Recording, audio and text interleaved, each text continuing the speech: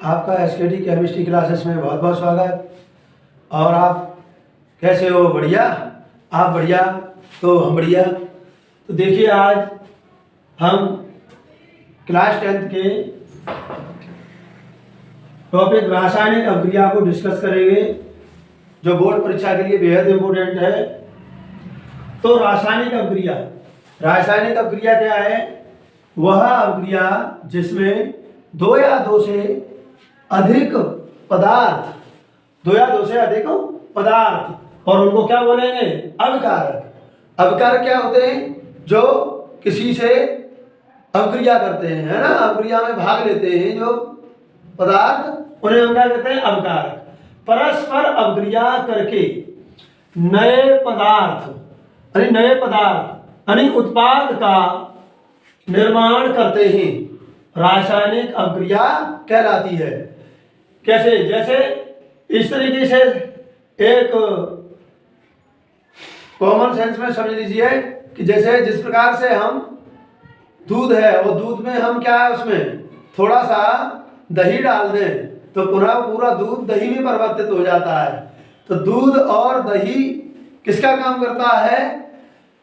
अभिकारक का। और उससे क्या बना? दूध का उत्पाद बना क्या? दही बन गया। जो संपूर्ण दूध था वो दही बन गया, तो वो क्या कहलाएगा? उत्पाद। तो रासायनिक अभिक्रिया की डेफिनेशन क्या है? कि वह अभिक्रिया जिसमें दो या दो से अधिक पदार्थ यानी अभिकारक परस्पर अभिक्रिया करके नए पदार्थ यानी उत्पाद का निर्माण करते हैं, रासायनिक अभिक्रिया कहलाती है। जैसे सोडियम धातु को वायु में जलाने पर, वायु अर्थात कोई भी वस्तु बिना ऑक्सीजन के नहीं जल सकती है। कोई वस्तु क्या है? बिना ऑक्सीजन के नहीं जल सकती है। तो जलाने पर सोडियम ऑक्साइड का सफेद चूर्ण बनता है। अब देखो, सोडियम धातु का सूत्र क्या होता है?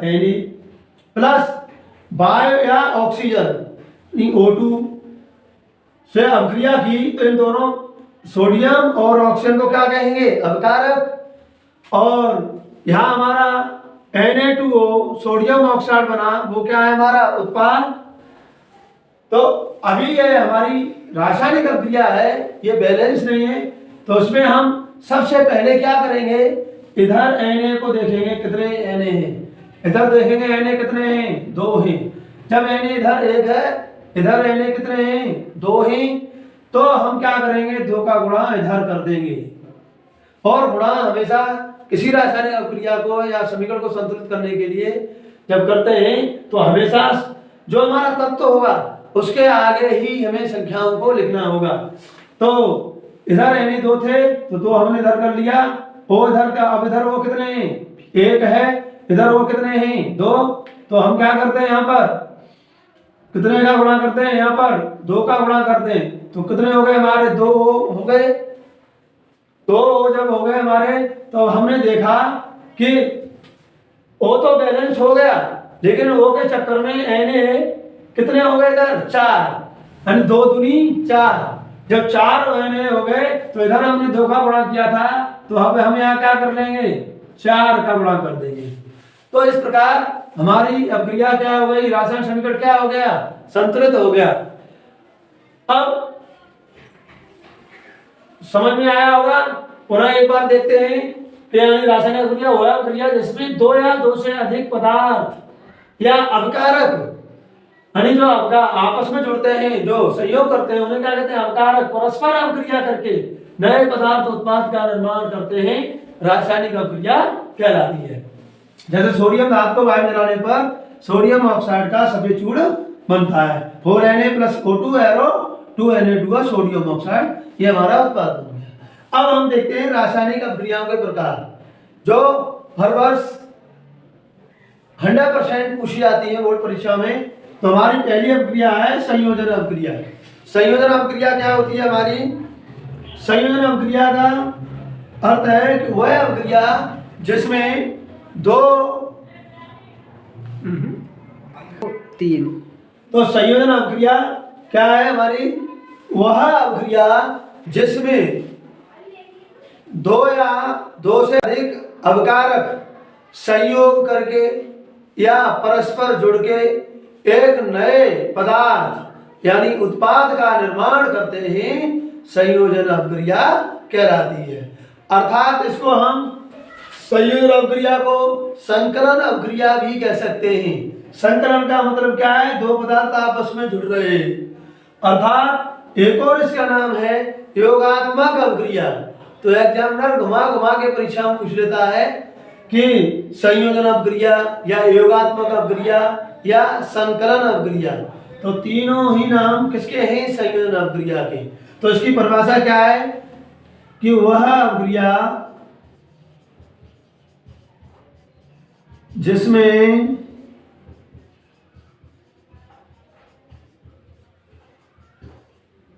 दो या दो से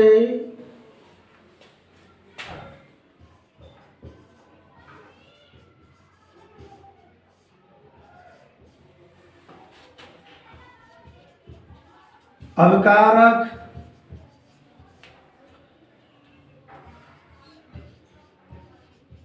संयोग करके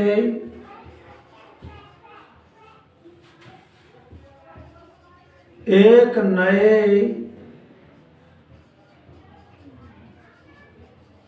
उत्पाद का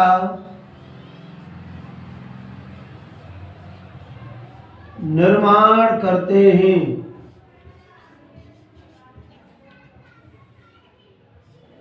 संयोजन अपक्रिया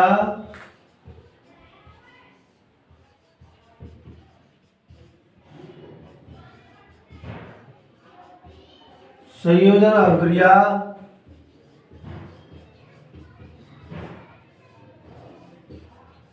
संयोजन अपक्रिया कहलाती है। अर्थात अब हम क्या लिखेंगे? इसे संकलन अपक्रिया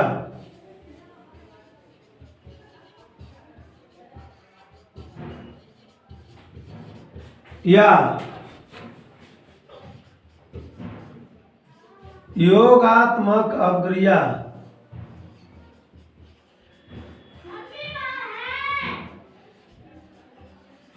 के नाम से भी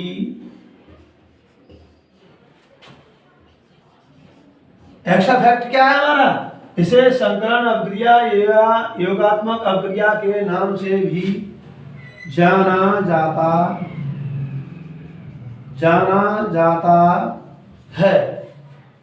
तो अब इसका एग्जाम्पल देखते हैं।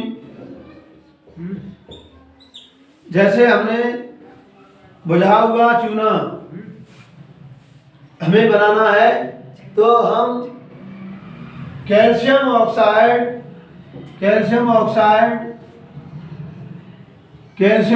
ये किसका सूत्र होता है? बिना बुझे चूने का सूत्र होता है।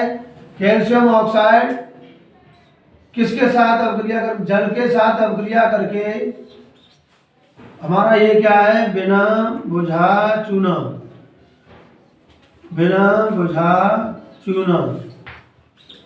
अर्थात क्या है हमारा? कैल्शियम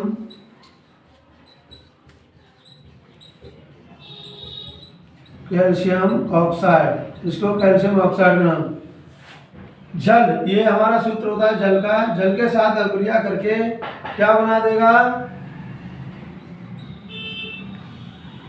बुझा चूना बना देगा। क्या बन गया हमारा? ये बुझा चूना। जैसे आपने देखा होगा कैल्शियम ऑक्साइड का मतलब जैसे हम कलई भी कह सकते हैं। जैसे हम अपने घरों में जब पुताई वगैरह करते हैं तो बिना बुझा चूना लेते हैं यानी कैल्शियम ऑक्साइड, और उसमें जल मिला दें तो उससे बहुत ऊष्मा भी निकलती है। तो उससे क्या बनता है? जब जल मिल जाता है उसमें तो बुझा चूना। इसे ही हम कहते हैं बेटा कैल्शियम हाइड्रोक्साइड। अर्थात क्या कहेंगे इसे? बुझा चूना। और प्लस क्या निकलेगी यहां से? ऊष्मा, प्लस ऊष्मा।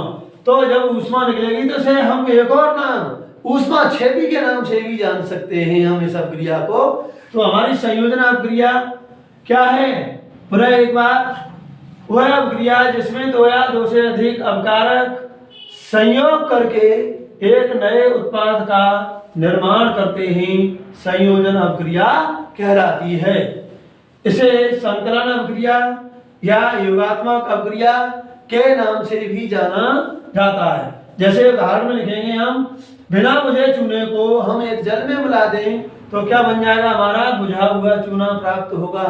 तो बिना बुझे चूने का सूत्र होता है CaO प्लस H2O।